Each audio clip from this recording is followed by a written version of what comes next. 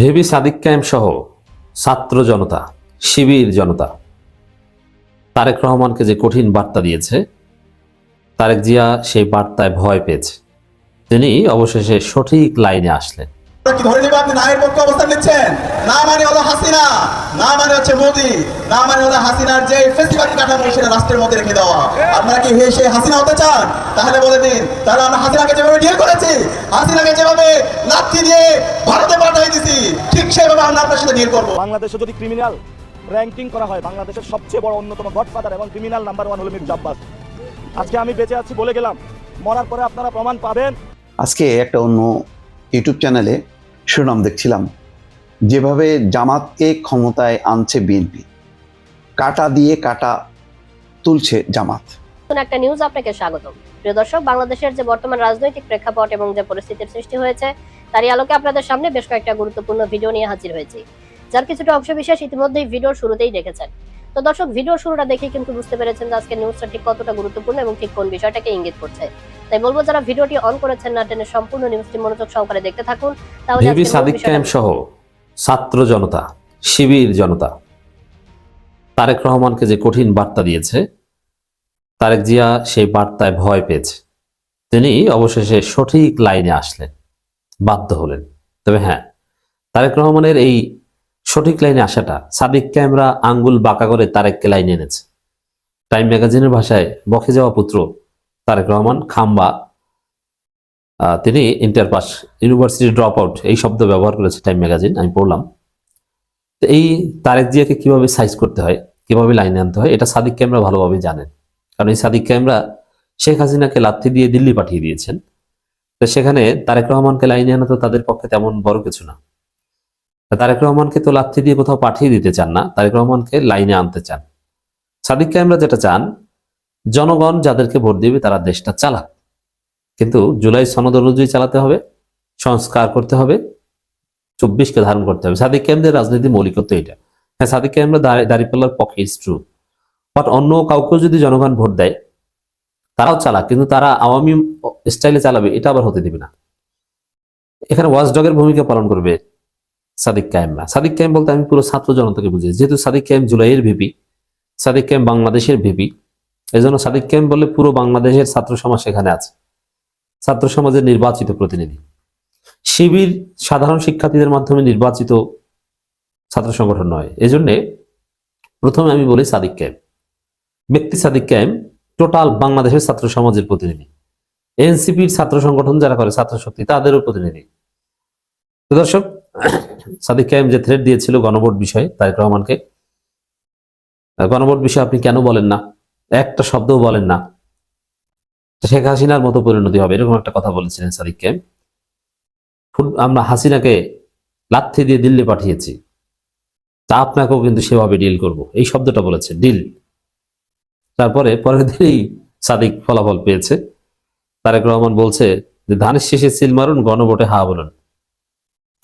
এখন তারেক রহমানের যে এই ঐতিহাসিক প্যারাডাইম শিফট, অবশেষে এতদিন হয়ে গেল একবারও গণভোটে হা দিতে বললেন না, কিন্তু এখন বললেন শেষ পর্যায়ে এসে। এতে হঠাৎ করে বিএনপি রাজনীতি এলোমেলো কিভাবে? প্রথম কথা হচ্ছে যে এটা বলেছে সাদিক কায়েমের ভয়ে, ছাত্র জনতার ভয়ে বলেছেন যে ছাত্র জনতা কিনা আসলেই হাসিনার মতো লাথি দিয়ে বঙ্গোপসাগরে পাঠায়, দিল্লি তো আর গ্রহণ করবে না, পাকিস্তানও গ্রহণ করে কিনা সন্দেহ আছে, বঙ্গোপসাগরে পড়া লাগবে, কোনো নৌঘাটি থাকলে ওখানে আশ্রয় নিতে পারবেন, ভয়ে বলেছেন। কিন্তু এই ভয়ে বলেও বিএনপিকে বিকায়দায় ফেলেছেন। কারণ এতদিন তারেক রহমান তার কর্মী বাহিনীর মাধ্যমে গ্রামে গঞ্জে গুজব ছড়িয়েছেন, গ্রামে গঞ্জে মানুষকে বুঝিয়েছেন যে গণভোটে হা দেয়া যাবে না, হা দিলে সংবিধানে বিসমিল্লাহ থাকবে না, গণভোটে হা দিলে 16ই ডিসেম্বর থাকবে না, গণভোটে হা দিলে রাজাকাররা জিতবে। এইসব কথাবার্তা তারেক রহমান তার লোকদের মাধ্যমে গ্রামে গঞ্জে এতদিন বলিয়েছেন। আপনার মিস্টার তারেক রহমান, আপনার গুরুত্বপূর্ণ নেতারা যেমন জয়নুল আবেদিন ফারুক, এরপরে কিশোরগঞ্জ অঞ্চলের গুরুত্বপূর্ণ নেতা, এরা সবাই গণভোটের নায়ের পক্ষে ক্যাম্পেইন করেছে। গণভোটের পক্ষে বিএনপি যেখানেই কথা বলেছে নায়ের পক্ষে বলেছে। এমনকি বিএনপির নারী কর্মীরাও গ্রামেগঞ্জে যে মহিলাদের যে ভোট চাইছে শেখাচ্ছে, সেখানে না দিতে বলছে, যে ফ্যামিলি কার্ড দিবে, ধানের শেষে ভোট দিবেন আর গণভোটে না দিবেন। কারণ হা দিলে কিন্তু রাজাকার জিতে যাবে, হা দিলে কিন্তু এই হবে সেই হবে। এখন একদিকে নজরুল ইসলাম খান বলেন গণভোটে হায়ের পক্ষে, আর একদিকে মাঠ পর্যায়ের বিএনপি বলে গণভোটে নায়ের পক্ষে, আর একদিকে জয়নুল আবেদিন ফারুক বলেন যে গণভোটে নায়ের পক্ষে। এখন তারেক রহমান আবার বলেন গণভোটে হায়ের পক্ষে। তো বিএনপিতে কোনো শৃঙ্খলা আছে? বিএনপি রাজনীতি তো এলোমেলো। আসলে যারা বিএনপিকে পছন্দ করেন তারা গণভোটে হা দিবেন না না দিবেন এটাতে তারা এখনো সিরিয়াস না, এখনো ডিটারমাইন্ড না। কারণ তারা দেখছেন যে তাদের লোকাল নেতা বলে নায়ের পক্ষে, তাদের আরেকটু বড় নেতা বলে হায়ের পক্ষে, এখন আবার তারেক জিয়া বলেন হায়ের পক্ষে। এখন এটা কি তারেক জিয়ার মুখের কথা? যদিও মুখে বলেছেন, তারেক জিয়া এমন ভাবে বলেছেন এর একটা ইম্প্যাক্ট রয়েছে এবং এটা ঘুরানো কঠিন, অস্বীকার করা কঠিন। তারেক সমাবেশে বলেছেন এখন আবার গ্রামে গঞ্জে বিএনপির লোকজন নায়ের পক্ষে বলবে, ইটস ভেরি টাফ। সেখানে একটা মাইন্ডকে চিপে পড়েছে। তবে এটার একটা ব্যাখ্যা হতে পারে যে ভয় পেয়েছেন যে ঠিক আছে নির্বাচনে যদি আমরা জিতিও, মানে তারেক রহমান জিতেও প্রধানমন্ত্রী যদি হতেও পারেন, কিন্তু না যদি জিতে যায়, জুলাই সনদকে যদি ওভারলুক করার চেষ্টা করি, তাহলে আমি তারেক সাদিক ক্যাম্পদের লাত্তি খাবো, একদম বঙ্গোপসাগরে পাঠিয়ে দিবে। অতএব তার চাইতে জুলাই সনদটা মেনে নিই, হায়ের পক্ষে থাকি, ছাত্র জনতা সুস্থ থাকুক, স্বাভাবিক থাকুক, দেখি আমি প্রধানমন্ত্রী হয়ে ঠিকঠাকভাবে চালাতে পারি কিনা। এ ধরনের চিন্তাভাবনা তারেক রহমানের মধ্যে হয়েছে। অতএব যদি এটা হয়ে থাকে যে তারেক রহমান বিএনপি লাইনে এসেছে, তাহলে আমি এর ক্রেডিট দিব সাদিক ক্যাম্পদের। কারণ সাদিক ক্যাম্পরা থ্রেড দেওয়ার সাথে সাথে ফল হয়েছে। শুধু সাদিক ক্যাম্প না, জামাতের লোকজন দেখেন টক শোতে প্রশ্ন করতো তারেক রহমান এত কথা বলেন, আমিরে জামাত নিয়মিত হা ভোটের পক্ষে প্রচারণা চালান, কই তারেক রহমান বিএনপি তো হা ভোটের পক্ষে একটা কথা বলেন না, কেন বলেন না? তো চারদিকে যখন জামাত শিবির অ্যাক্টিভিস্ট এই প্রশ্ন তুললো, আর বেসিক্যালি সাদিক ক্যাম্প থ্রেড দিল, এরপরে তারেক রহমান লাইনে এসে গেছেন। বিএনপি চেয়ারম্যান তারেক রহমান বলেছেন আগামী 12 তারিখ আপনার ধানের শীষ ও গণভোটে হায়ের পক্ষে রায় দেবেন। আমাদেরকে অবশ্যই শহীদ আবু সাঈদের স্বপ্ন বাস্তবায়ন করতে হবে। তারেক রহমান বলেন আপনারা জানেন আমরা 31 দফা সংস্কার, ওই যে তারেক রহমান যে আই হ্যাভ এ প্ল্যান বলেছিলেন, এই আই হ্যাভ এ প্ল্যানের একটা দিক হচ্ছে 31 দফা। আই হ্যাভ এ প্ল্যানে আলাদা কোনো রহস্য নাই, 31 দফা। আর বাকিটা গোপন আই হ্যাভ এ প্ল্যান হচ্ছে, যদি সরাসরি জিজ্ঞেস করেন আই হ্যাভ এ প্ল্যান কি, তাহলে উত্তর দেবে 31 দফা। আর 31 দফা ভুয়া, 31 দফার সাথে 24 নাই, 24-এর বিপ্লব, 24-এর দ্বিতীয় স্বাধীনতা এগুলো নেই, নাম্বার 1। দ্বিতীয় হচ্ছে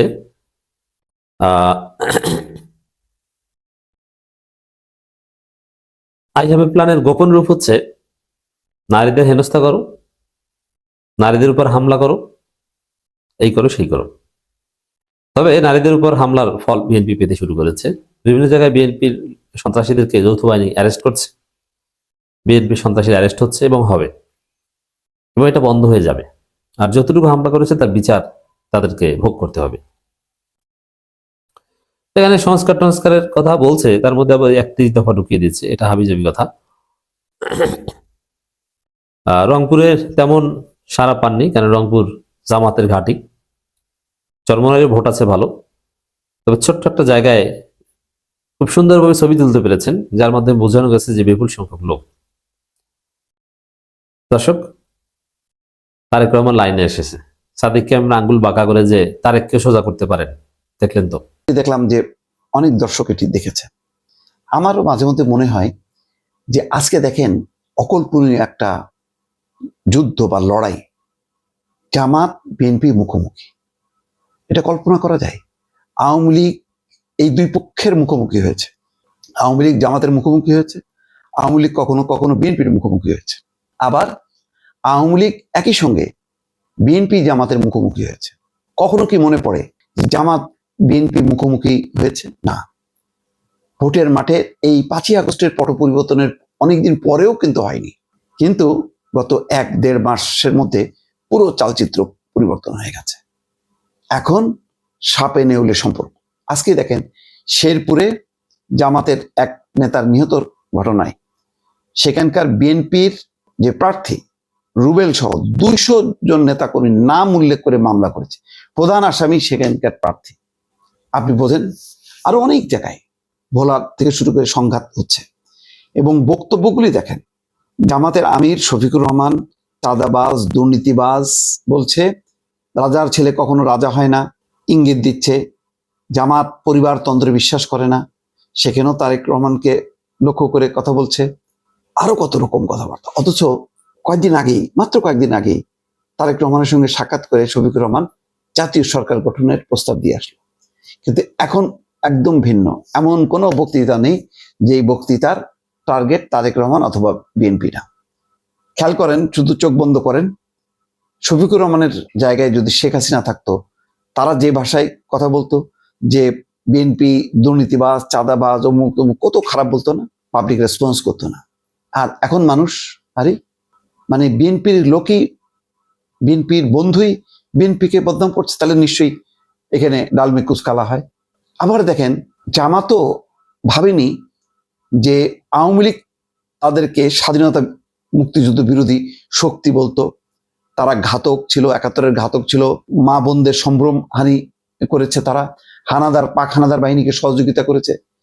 এই কথাগুলি যেভাবে আওয়ামী লীগ বলতো, আওয়ামী লীগের এই ভাষা এখন বিএনপির নেতাদের ভাষা হয়ে গেছে। এবং সেই যন্ত্রণাটা বা সেই আক্রমণটা জামাতকে সহ্য করতে হচ্ছে বিএনপির পক্ষ থেকে। এটা কি কল্পনাও করা গেছে? 6 মাস আগেও না, 3 মাস আগেও না। কিন্তু নির্বাচনকে সামনে রেখে, নির্বাচনের তফসিল ঘোষণা আগের থেকে একটু একটু, আর এখন তো পুরো মাত্রায় গুপ্ত সুপ্ত বাহিনী বলা হচ্ছে, কৌশল করেছে তারা। 10 বছর তারা ছিল না, তাদের সঙ্গে তাল রেখে তারা চলেছে। এই কথাগুলো তারেক রহমান, বিএনপির অন্যান্য নেতারা তারা আকার ইঙ্গিতে বলছেন। আবার শফিকুর রহমান তাদেরকে বলছেন যে চাঁদাবাজ, দুর্নীতিবাজ। তারেক রহমান আবার বলছেন যদি তাই হয় তাহলে সর্বশেষ যে ক্যাবিনেট বিএনপির, সেই ক্যাবিনেটে জামাতের 2 জন মন্ত্রী কেন ছিল? পাল্টাপাল্টি চলছে। তো এখন একটা ভিন্ন রকম লড়াই হয়ে গেল। কিন্তু ভাবছি, ধরেন আগামীতে যদি কাকতলীয়ভাবে আওয়ামী লীগ আসে রাজনীতির মাঠে, তখন কি হবে? তখন কি ঐক্য হয়ে যাবে বিএনপি জামাতের মধ্যে? সম্মিলিতভাবে বলবে জামাত শিবির রাজাকার, এই মুহূর্তে বাংলা ছাড়, এই স্লোগান দেবে 2 দল মিলে? নিয়ম তো তাই। নাকি তখন আবার ক্ষমতার খেলা হবে, তখন আবার মিলে যাবে বিএনপি জামাত এক ফ্রন্টে, আর এক ফ্রন্টে আওয়ামী লীগ। জামাতের কারণে বিএনপি কখনো স্বাধীনতা মুক্তিযুদ্ধের কথা জোরে সোরে বলতে পারেনি বা জামাতকে আক্রমণ করতে পারেনি। অথচ এই দলের প্রতিষ্ঠাতা হচ্ছে একজন বীর মুক্তিযোদ্ধা, বাংলাদেশের মুক্তিযুদ্ধের সর্বোচ্চ খেতাবধারী, বীরোত্তম সেই জিয়াউর রহমান, প্রয়াত প্রেসিডেন্ট জিয়াউর রহমানের দল শুধুমাত্র আওয়ামী লীগের রোষ থেকে জামাতকে বাঁচানোর জন্য, অথবা ক্ষমতায় থাকার জন্য, ক্ষমতায় আসার জন্য, আওয়ামী লীগকে মোকাবেলা করার জন্য তারা চুপ করে থেকেছে জামাতের স্বার্থে। কিন্তু জামাত কি ছাড়লো? জামাত কি ছাড়ছে? এই যে লম্বা সময় ধরে জোট সঙ্গী, আন্দোলন সঙ্গী এবং সরকার সঙ্গী জামাতকে যে প্রোটেকশন দিয়ে রাখলো বিএনপি, আজকে বিএনপি কিন্তু বুঝতে পারছে কিভাবে একের পর এক কাটা দিচ্ছে বিএনপির গায়ে। বিএনপি যে কথাগুলি বলছে, সেই কথাগুলো হজম মানে তারা আগেই করেছে, সেগুলি আওয়ামী লীগ বলেছে। কিন্তু বিএনপি জামাতের কাছ থেকে এই বাক্যগুলি তীর হয়েছে তাদেরকে ফোটাবে, এটা তারা কল্পনাই করতে পারেনি। আজকে অনেকটাই জামাতের মানে ক্ষুরধার বক্তব্য বা তীক্ষ্ণ সমালোচনায় অনেকটাই কিন্তু বিএনপি, আমার মনে হয় যে তারা হতবিহ্বল যে কি বলছে। তারা তো শুধু সরকারে ছিল তা না, তারা রাজপথেও ছিল, আন্দোলনেও ছিল। এমনকি খেয়াল করেন, বেগম খালেদা জিয়া যখন নাকি চিকিৎসার জন্য সর্বশেষ লন্ডনে গিয়েছিলেন, তখন কিন্তু জামাতের আমির যে দেখা করে এসেছেন খালেদা জিয়ার সঙ্গে, তারেক রহমানের সঙ্গে। বেগম খালেদা জিয়ার মৃত্যুর পর শফিকুর রহমান দেখাও করেছেন তারেক রহমানের সঙ্গে। ডাকসুর ক্যাবিনেট, ডাকসু সাদিক কায়েম দেখাও করেছে। কিন্তু কি বলল? শেখ হাসিনাকে যেভাবে লাথি মেরে ভারতে মানে পাঠাই দিছি, তারেক রহমানের ক্ষেত্রেও একই পথ আমাদেরকে অবলম্বন করতে হবে। খেয়াল করছেন? শুধু বলে নেই শেখ হাসিনার মতন তারেক রহমানকেও লাথি দিয়ে বের করে দেব। বুঝেন অবস্থা? রাজনৈতিক শিষ্টাচার কোন পর্যায়ে চলে গেছে। মানে ডাকসু আর ডাকসুর মধ্যে নেই, ডাকসু হয়ে গেছে একদম মূল জামাত। রাকসু আর রাকসু নেই, রাকসু হয়ে গেছে মূল জামাত। জামাতের এখন গুপ্ত বলি, সুপ্ত বলি, যতগুলো ফ্রন্ট আছে, তার নামে বেনামে যে এত মানে রাজনৈতিক ফ্রন্ট শাখা প্রশাখা, আগে এটা বোঝা যায়নি, এখন সব ওপেন হয়ে গেছে। এখন সবগুলো দিয়ে তীর বিএনপির দিকে ছুটছে একযোগে চতুর্দিকে। কয়টা ঠেকাবে বিএনপি? কয়টা ঠেকাবে? দুধ কলা দিয়ে সাপ পোষার মতনই কি হয়ে গেল? এতদিন কি তাহলে বিএনপি জামাতকে দুধ কলা দিয়ে সাপ পোষার মতন পুষলো? নিশ্চয়ই দিল্লিতে বসে বসে শেখ হাসিনা হাসছে আর হাততালি দিচ্ছে তার প্রধান প্রতিপক্ষের এই অবস্থা দেখে। দেখা যাক সামনে রাজনৈতিক পরিস্থিতি কোন দিকে গড়ায়। দর্শক ভালো থাকবেন, আল্লাহ হাফেজ। দর্শক, সম্পূর্ণ ভিডিওটি দেখলেন, আশা করি বিষয়টি বুঝতে পেরেছেন। এই নিয়ে আপনার গুরুত্বপূর্ণ মন্তব্যটি অবশ্যই কমেন্ট বক্সে জানিয়ে দিবেন। ধন্যবাদ।